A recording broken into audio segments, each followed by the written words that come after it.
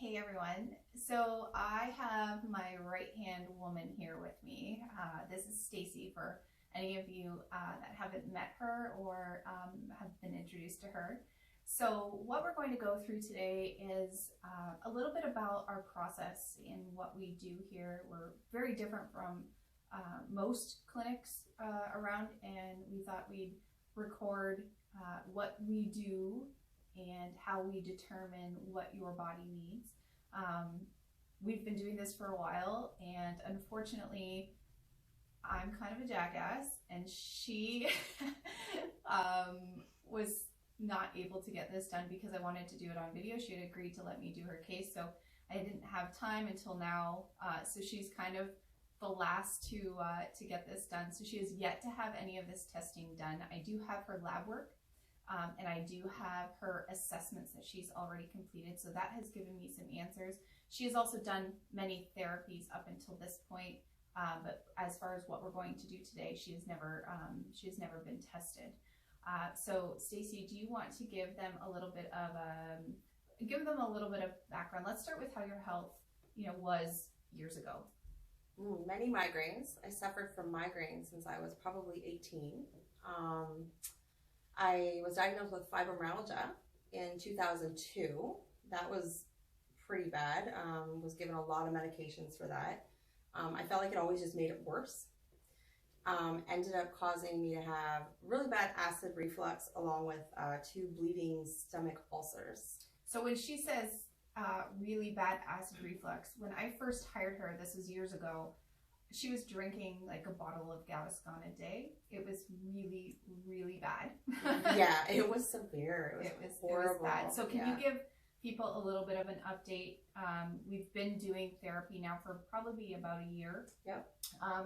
So she's agreed to let me share a little bit of her medical info.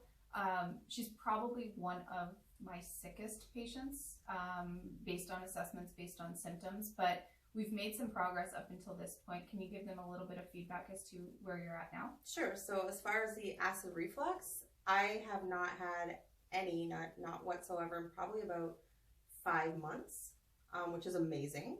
I used to have to actually sleep upright because it was so bad. I haven't had to do that. Migraines, I haven't had a migraine in over a year now, which is amazing for me.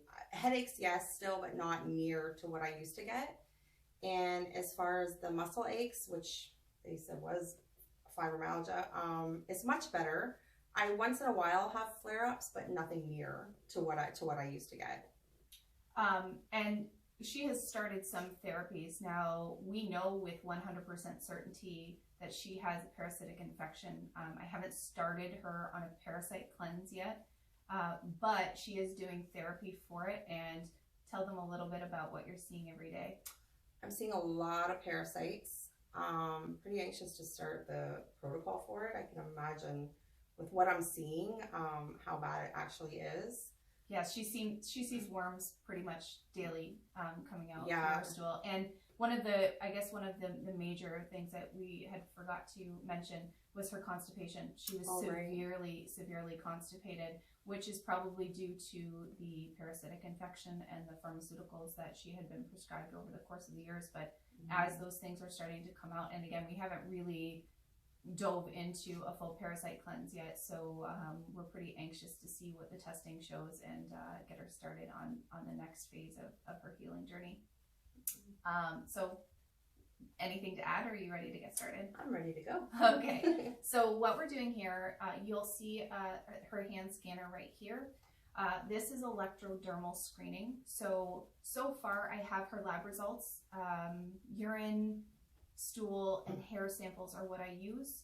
I don't usually use blood. I will look at blood labs, but so let's say, for instance, your iron comes back low, or your vitamin D comes back low, or your thyroid panel is a little bit off. Those are all telling, but they don't give me the reason why. So it's wonderful to say, okay, you've got this diagnosis, like you've got Hashimoto's, for instance, but it doesn't tell me why you've got Hashimoto's. So blood results are very limited in what they can tell me. So I usually use labs for hair, urine, stool, and then I use assessments based on symptoms. That will tell me a whole lot as well. And then the next step is electrodermal screening. This basically uses the same technology as like an EKG or a lie detector test. It's basically using galvanic skin response. So I'm going to be sending small stressors to her skin, and the way that her skin responds will give me an indication of things like viruses, parasites, mycotoxins, mold, fungus, that kind of thing that she might be having a stress to. So we're going to get that started now.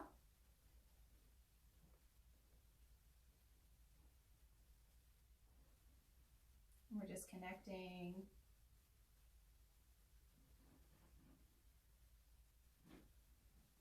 And this will take about 25 minutes in total. So we're just going to pause here until we've gotten this done, and then I'll probably have some follow-up questions for her after I get the scan done.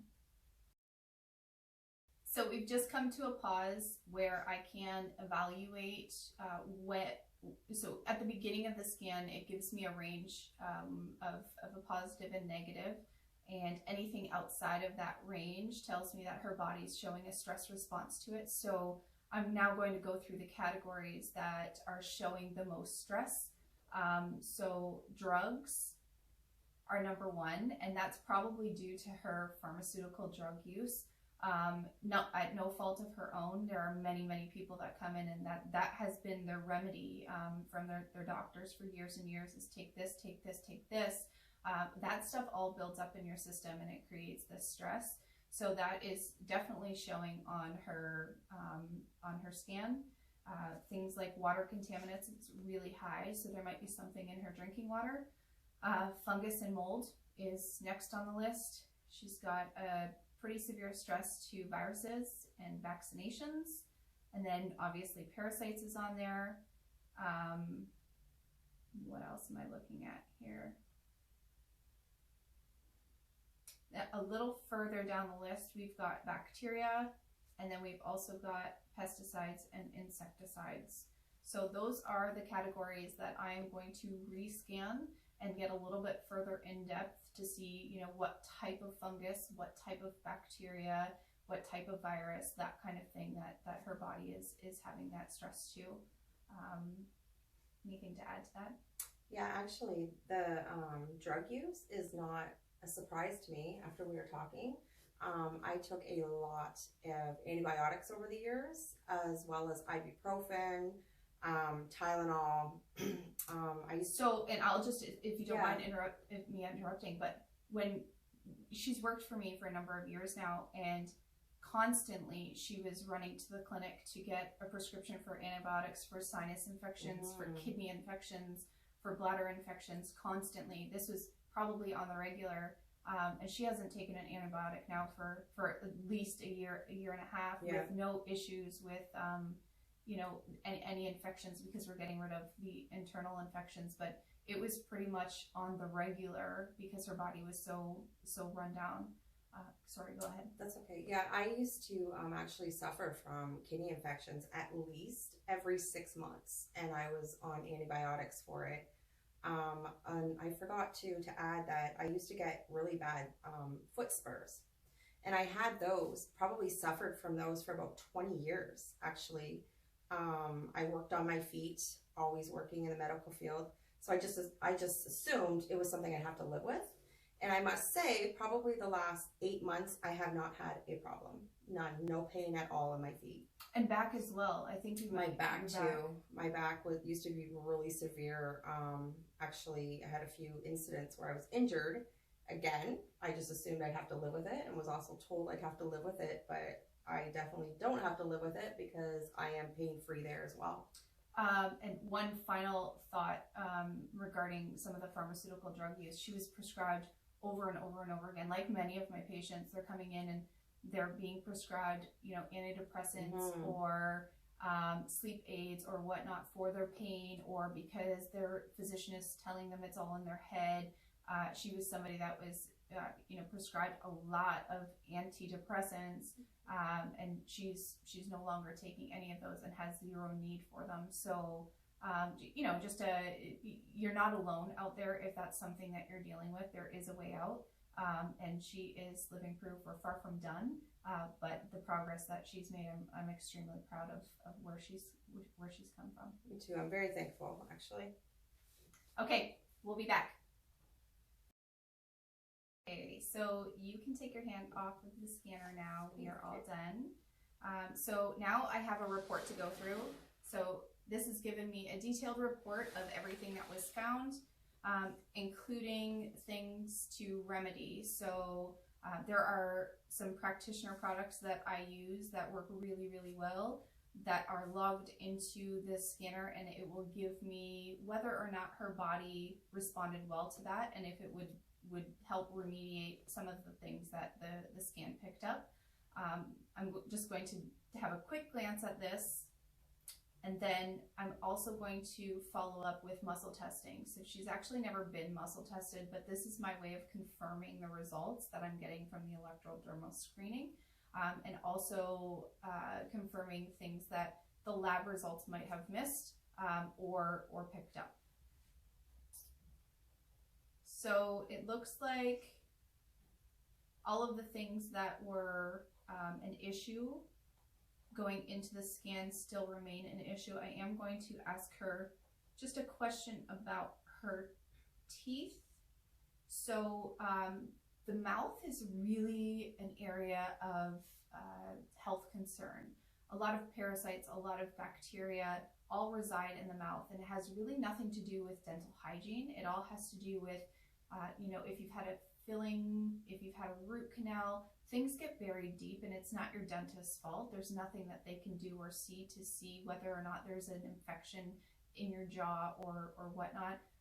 A lot of people that grind their teeth have tons of parasites going on. So I really like to look at the teeth biomarkers on here to give me an indication.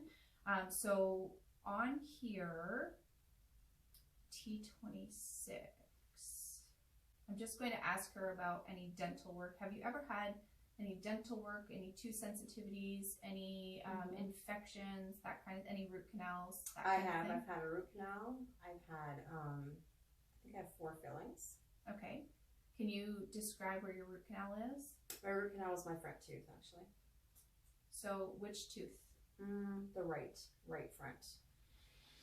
Like this tooth right here, or in that area? Sorry, I can't see. The bottom front?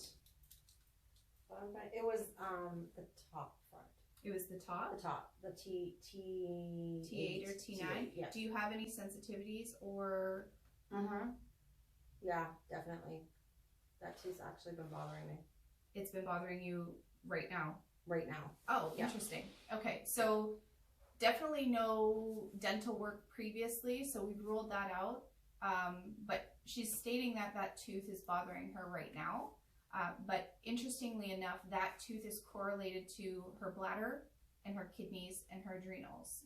So it might not necessarily be the tooth. I always start with the tooth just to rule out any physical trauma, things like root canals or things like fillings, that kind of thing.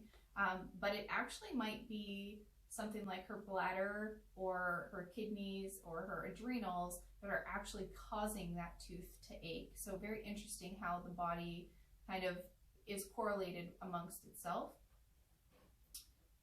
And then kind of moving on, it's given me some identification of different bacterias, different molds, pesticides, vaccinations, viruses, that kind of thing that are stressors for her body. So that will help me narrow down when we move into muscle testing on things that I need to test, which is what we're going to do right now. Okay, so now we are going to start muscle testing, and I've never ever muscle tested her, so she doesn't have any idea what is about to happen or even so much about the process. So for any of you that have not ever been muscle tested, muscles really are thriving on energy. So when I introduce something that is a stressor to the body, the muscle really loses energy and it will kind of go weak. So I'm going to test her lock position and then her weakness position so that I get a baseline. So the first thing I'm going to have you do is just put your arm out a little bit lower and just push up gently to resistance. See how that's locked there? take your other finger and put it on your forehead like this. Perfect. Okay. Resistance. Push up a little bit. Good. And now turn that finger backwards. Push up a little bit. See how it's weak there? Yeah. So backwards finger is a negative and forward finger is a positive. So it just gives me her baseline for what I'm looking for when I introduce things that are stressors to her body. So I've got a bunch of vials here. Some of them are, you know, Lyme disease, some of them are viruses, some are testing for glucose and energy malabsorption, that type of thing. So I'm going to go through these vials and see what her body responds negatively to. I also have some cancellations. So these are vials that I will use to see what cancels out. Let's say I find parasites in certain areas of her body. I can then cancel those with vials of remediation. Okay. So push up for me gently.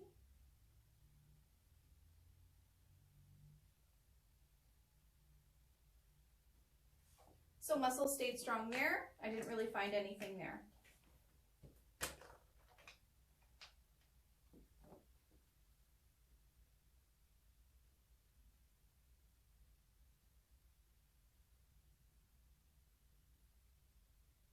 Stayed pretty strong there. Still good.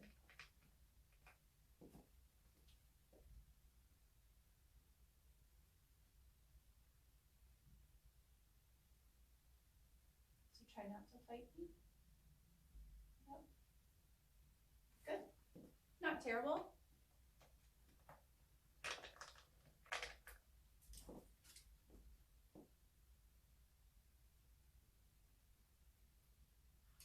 It really went down. Yes. Did everybody see how weak that got? And I'm going to. So weak. It felt really weak, wow, right? Yeah. So, and you didn't change anything, right? No, I did exactly what and I I was didn't doing. push any harder. These, what I just tested her for, are parasites. So we know that she's got parasites. They came up pretty strong on the electrodermal screening, and now giving her vials close to her body with parasites, it immediately made her arm go weak. So now the one thing that I will do is one of the things that she tested for on electrodermal screening was one of these vials of remediation. So now I'm going to add that vial to the parasites and we're going to try again. And it's still fairly weak. It's not completely strong, so it definitely needs more. So now we're going to try another vial.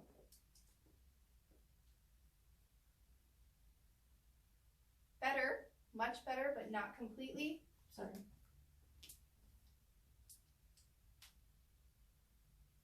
And back to strong. A lot better. So she's going to need 3 different remediation tactics to get rid of the parasites. And it probably will be over the course of months and months and months. It won't just be, you know, she's going to do 1 round. She's going to need several rounds to get rid of. And remember, this is somebody who is eliminating parasites. She started eliminating parasites probably about 3 months ago, using some therapies without any remediation, which normally people will eliminate maybe 1 or 2, but they're not eliminating the type of parasites that we're seeing coming out of her regularly. So knowing that, there's a pretty severe infection that's been there for many, many decades. So that's kind of an example of how we run this process in the clinic. In our 12-month program, this is what we're doing. We're doing this on a monthly basis to make sure that we're not missing anything. You know, if we find Lyme, if we find different, you know, this is not diagnostic. So I just want to be clear on that. Even the labs we're running, we're not looking for a diagnosis. You already have plenty of labels. So we're not looking to label, we're looking to find out why you have those labels. So for instance, fibromyalgia. Why does she have fibromyalgia? Well, it's probably due to the parasites and the mold that we're finding, right? It's always a toxin. It's never just the label, here's medication. You'll never get better that way. You have to find out what is causing that label.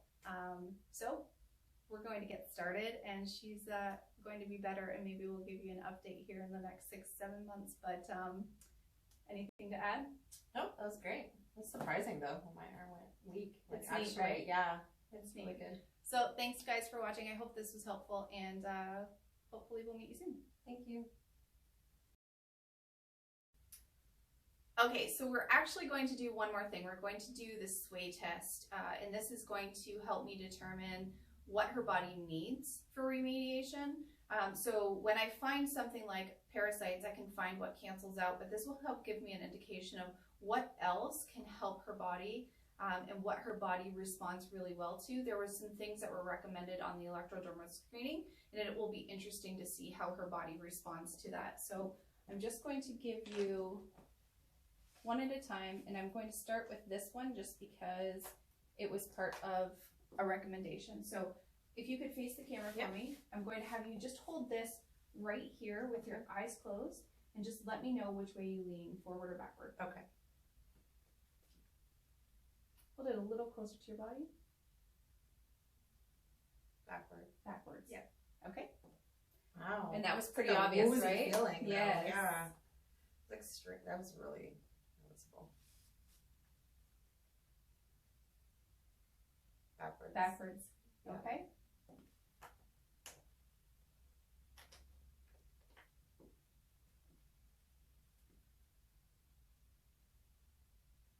Backwards again. Backwards. It's a good, almost like a dizzy feeling, eh? Yep. Yep. Let's try this one.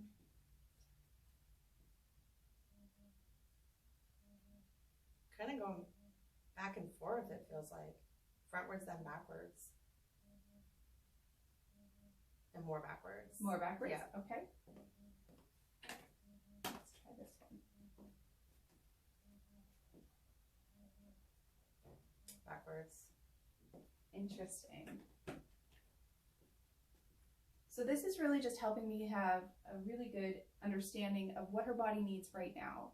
It doesn't necessarily, That one's frontwards. that was forward. Yeah. Yep. So it doesn't necessarily mean that her body doesn't need the other things. It just means that it's not quite ready for it right now.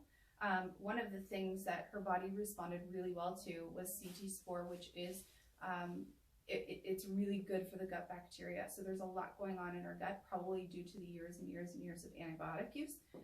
So that was something that her body definitely needed.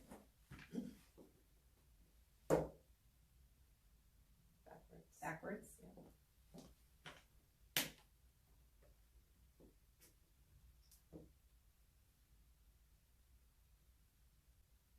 That was frontwards. That was forward. So the other one that we are responding really well to is something called ViRad-Chem. That's viruses, radiation, chemicals. So one of the things that showed up on her skin, I haven't had a chance to go through it in detail, was water contaminants, and radiation is plentiful in water. So I'm wondering if there's some radiation in her body. In fact, as we do that, we're going to test that right now. So if you'll have one more seat, we didn't test radiation with the muscles, so we'll see how she does right now. Push up slightly for me. Oh, wow. Yes. That's great. Wow. I couldn't push up even if I tried. So now we're going to add back the ViRad-Chem and see if that cancels it out. And she's back to strong. So there's definitely radiation, and could be coming from our water, but it could be coming from something else, x-rays, that kind of thing, all radiation, EMFs, microwaves, that type of thing. Usually it's a form of radium, cesium, uranium, something like that coming from the water source, and it could have been even when she was young, and that type of thing doesn't leave the body, unfortunately, and it can create all kinds of problems. It's one of the most toxic things to the body, so a lot of her health issues probably stemming right from here. So, I worked as an x-ray tech. I think I told you that. and she worked as an x-ray tech. Right, and this was before, like, all the gear and, Yep. so... One of the things that is going on in our body, radiation, will be something we need to take care of. Hopefully that was helpful.